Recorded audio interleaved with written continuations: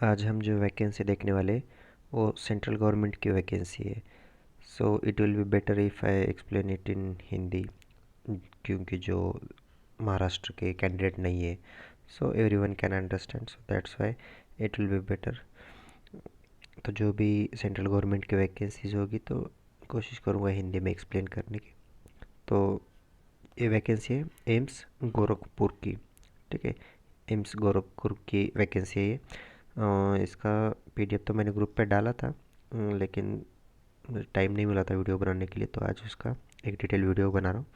तो ये देखिए 28 का नोटिफिकेशन है, उस दिन ये नोटिफिकेशन रिलीज़ हुआ था, तो उसी दिन मैंने इसे डाला भी था ग्रुप पे। चलो देखते हैं इस पर कौन सी vacancy. Applicants are invited in the, okay, see application are invited in the prescribed form through online mode for filling a following post group A B C, मतलब अलग अलग पोस्ट के लिए। चलो देखते हैं इसमें। फर्स्ट है जो एक क्लिनिकल इंस्ट्रक्टर और tutor, then second staff nurse grade first. So इसके अलावा भी बहुत सारी वैकेंसीज है नर्सिंग को छोड़ के भी, ठीक है। तो बाकी अगर अदर कैडर के भी अगर कोई कैंडिडेट है जो अप्लाई करना चाहते हैं तो उसके लिए कर सकते हैं। Medical, social worker, assistant, nurse, librarian, store keeper, hostel warden भी है, ठीक है। बहुत सारी अगर आप एलिजिबल होते हो किसी पोस्ट के लिए तो भर सकते हैं। चलो देखते हैं। फर्स्ट है ये ट्यूटर और क्लिनिकल इंस्ट्रक्टर ग्रुप ए। तो ये क्लास 1 की, मतलब ग्रुप 1 की पोस्ट है ये, ठीक है। देन सेकेंड है स्टाफ नर्स ग्रेड 1, और वो जो है वो ग्रुप बी की पोस्ट है। तो पे स्केल भी ऑब्वियसली अच्छा है, स्टेट गवर्नमेंट से तो हमेशा सेंट्रल का स्केल ज़्यादा ही रहता है। तो लेवल 10 का जो क्लिनिकल इंस्ट्रक्टर है उनका लेवल 10 का पे स्केल है उनका, और जो नर्स ग्रेड 1, ठीक है, जो उनका लेवल 8 का पेमेंट है या पे स्केल है उनका।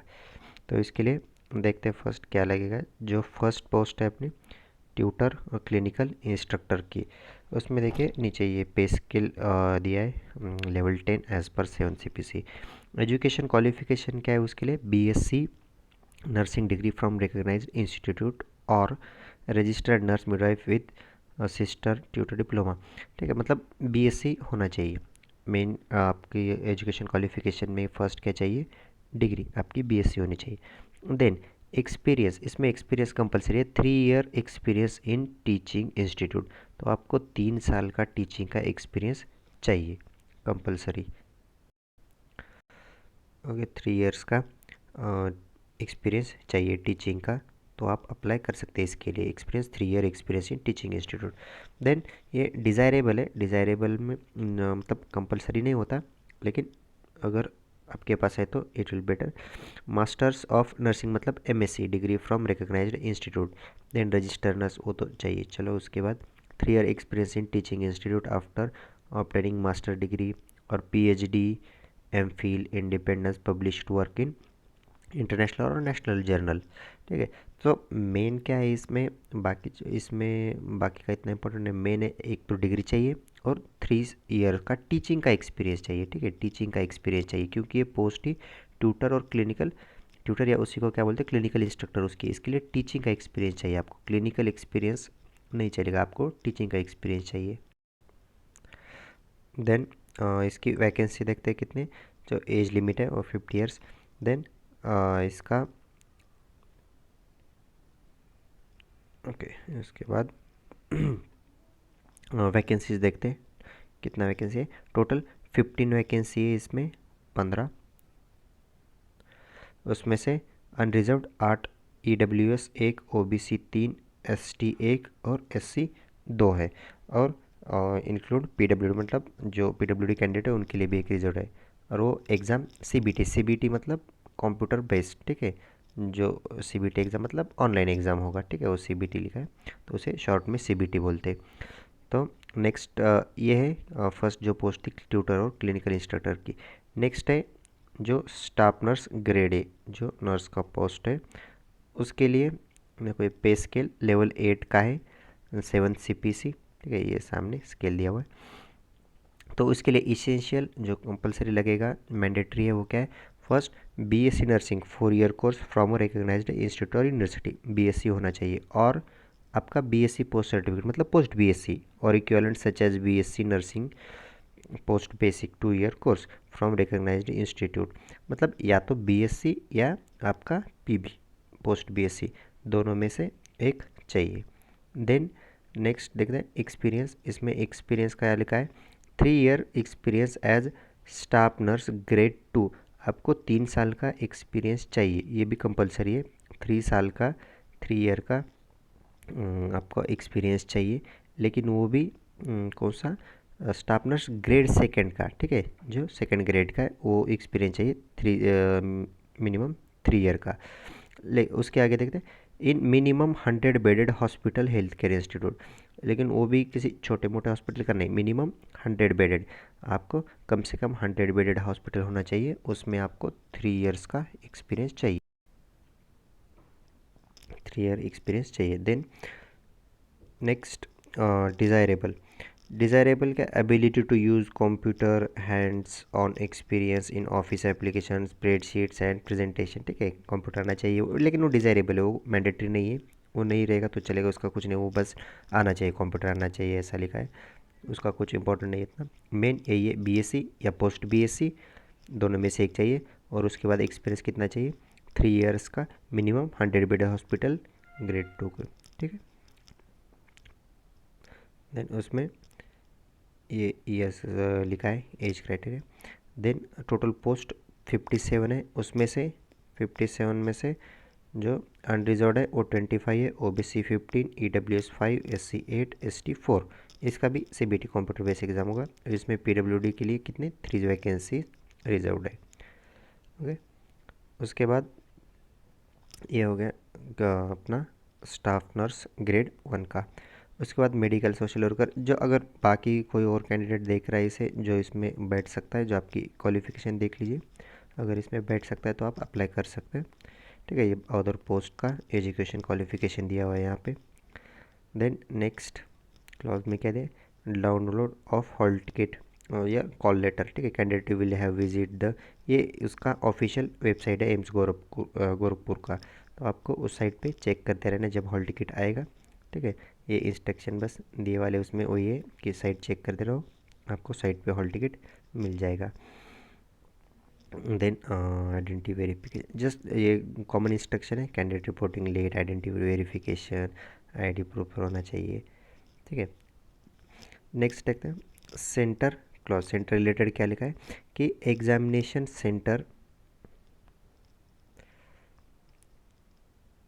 See this point, examination centre कौन से? गोरखपुर, लखनऊ और एनसीआर दिल्ली, ये तीन ही एग्जामिनेशन सेंटर है। The examination will conduct online in venue, ठीक है, मतलब ये तीनों में तीन में से ही सेंटर पे एग्ज़ाम होगा। अगर आपको फॉर्म भरना है तो आपको ये तीन ही सेंटर मिलेंगे, गोरखपुर, लखनऊ या एनसीआर दिल्ली, तो इसमें से ही आपको सेंटर चूज़ करना पड़ेगा, एग्ज़ाम वहीं पे होगा। उसके आगे उन्होंने जो सेकंड इंस्ट्रक्शन लिखा है, नो रिक्वेस्ट फॉर चेंज, मतलब उसके बाद चेंज नहीं हो सकता, एक बार आपने चूज़ किया सेंटर उसके बाद चेंज नहीं हो सकता। एम्स गोरखपुर हाईवे रिजर्व, उनके पास अथॉरिटी है, अगर वो चाहे तो वो चेंजेस कर सकते हैं।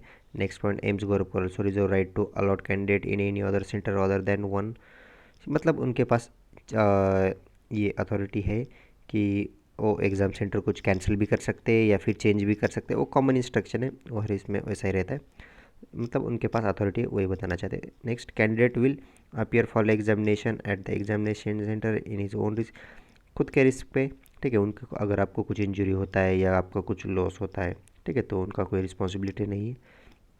नेक्स्ट, और फिर से एक बार उन्होंने वही बताए, choose of centre Gorakhpur, Lucknow और एनसीआर दिल्ली, ठीक है, इसमें से ही आपको मिलेगा, एक बार आपने चूज़ किया उसके बाद चेंज नहीं हो सकते। नेक्स्ट देखिए, if sufficient number of candidate does not opted for a particular centre for online examination AIIMS Gorakhpur reserve right to allot any other, ठीक है। और सेम उसका उल्टा क्या है, और if the number of candidate is more than the capacity available in online centre AIIMS Gorakhpur reserve right, मतलब अगर कोई सेंटर दिया है आपने, गोरखपुर, लखनऊ या एनसीआर दिल्ली, इसमें से अगर कोई एक सेंटर पे, जो भी आपने सेंटर दिया उस पे से किसी एक सेंटर पे बहुत ही कम कैंडिडेट ने वो सेंटर मांगा है, ठीक है, तो उनके पास अथॉरिटी है वो कैंसिल करके, क्योंकि उतने कम कैंडिडेट के लिए अगर वो सेंटर अलॉट करने से बेटर है कि वो दूसरे सेंटर्स पे अगर वैकेंसी है तो आप वहाँ पे उनको वो अलॉट कर सकते हैं वो सेंटर, मतलब उनके पास वो राइट्स रिजर्व है कि वो सेंटर चेंज कर सकते हैं कब, अगर बहुत कम कैंडिडेट आ गए तो भी। और जो सेकंड पॉइंट है वो भी वही है कि अगर सेंटर की कैपेसिटी से अगर ज़्यादा कैंडिडेट आ गए एक सेंटर पे, अगर उन्होंने बहुत सारे कैंडिडेट ने एक सेम सेंटर मांगा है, समझो अगर बहुत सारे कैंडिडेट ने लखनऊ सेंटर मांगा है और उसकी उतनी कैपेसिटी नहीं है, तो भी वो आपका सेंटर चेंज कर सकते हैं। वो कॉमन इंस्ट्रक्शंस है और हर इसमें ऐसे रहता है, ठीक है। चलो नेक्स्ट, ये डिसेबिलिटी उनके लिए जो स्क्राइब, मतलब वो हेल्प जो उनके लिए जो फिजिकली डिसेबल कैंडिडेट है उनके लिए इंस्ट्रक्शन है वो, ठीक है। Next, guidelines conducting for reservation और चीफ मेडिकल ऑफिसर, ठीक है। कॉमन गाइडलाइंस है, गाइडलाइंस फॉर विजुअल इम्पेयर, ठीक है, ये विजुअल इम्पेयर्ड पे जो कैंडिडेट है उनके लिए गाइडलाइंस है। अदर क्लॉज क्या है, एम स्कोर ऑफ कोर, ठीक है, प्रोसेस ऑफ अराइविंग स्कोर,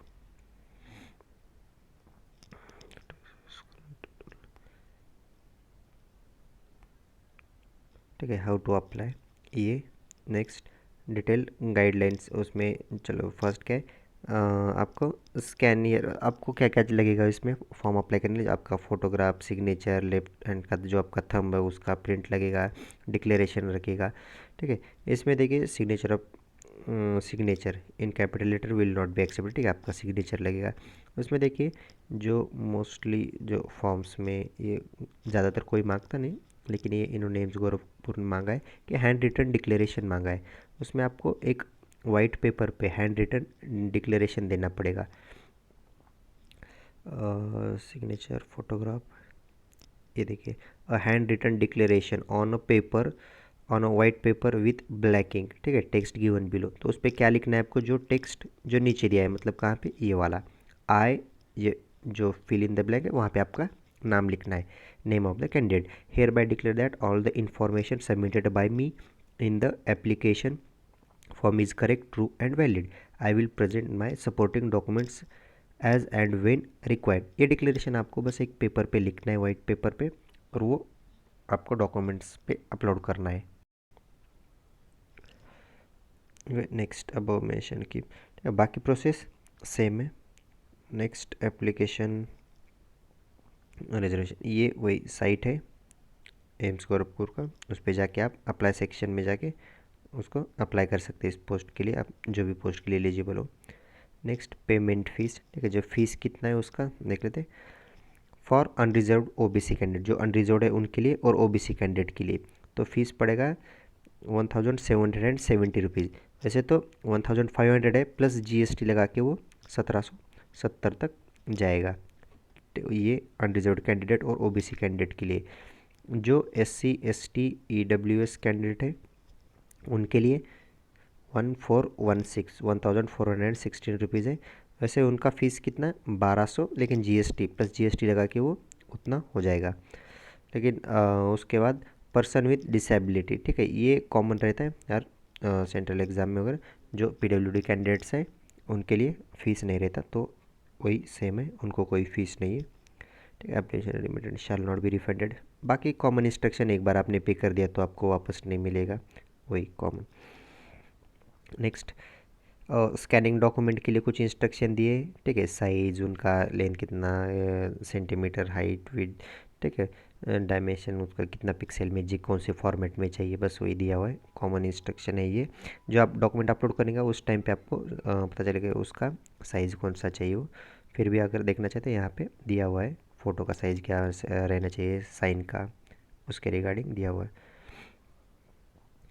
उसके बाद नेक्स्ट, एक्स्ट्रा अगेंस्ट, ठीक है, अनफेयर मीन्स मतलब कॉपी नहीं करना, चीटिंग नहीं करना, वही कॉमन इंस्ट्रक्शन फिर से।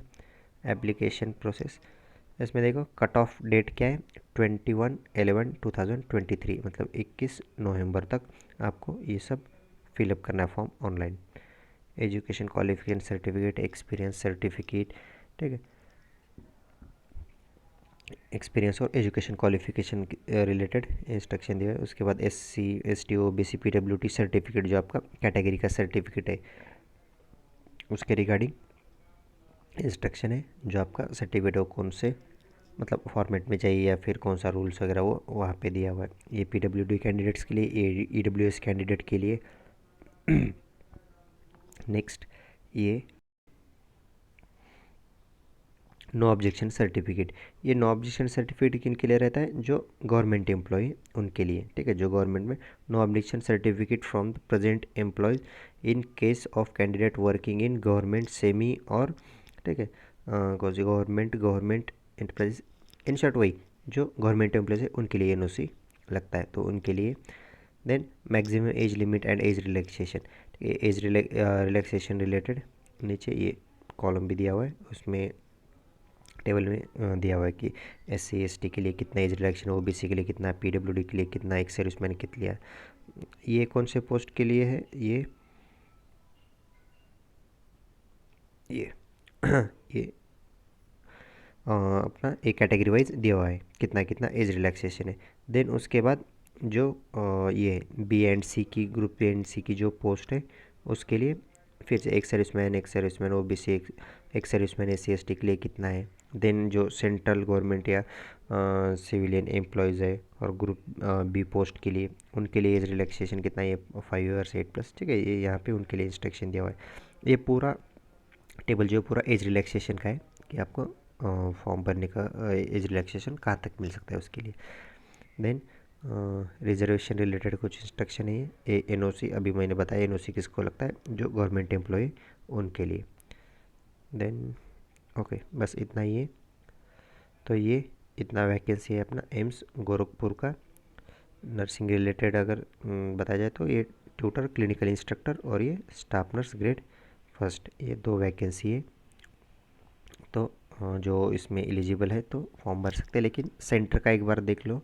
सेंटर मैंने दिखाया था अभी, बस 3 ही सेंटर है, आपको वो 3 में से ही सेंटर पे एग्ज़ाम के लिए जाना पड़ेगा। अगर आप जा सकते हैं वहाँ पे, आप एलिजिबल है, लेकिन वो भी एक बार देख लीजिए। सिर्फ एलिजिबल होने से आप फॉर्म भर देंगे, लेकिन बाद में अगर वो एग्ज़ाम के लिए नहीं जा पाए, अगर सेंटर आपके पास नहीं है, क्योंकि हर सिटी में सेंटर बस 3 ही सेंटर है, तो एक बार वो भी चेक कर लो। और उसके बाद अगर आप एलिजिबल हो, भरना चाहते तो भर सकते हैं। इसके रिगार्डिंग और कुछ डाउट्स है तो फिर कमेंट सेक्शन में मुझे कमेंट कर सकते हैं।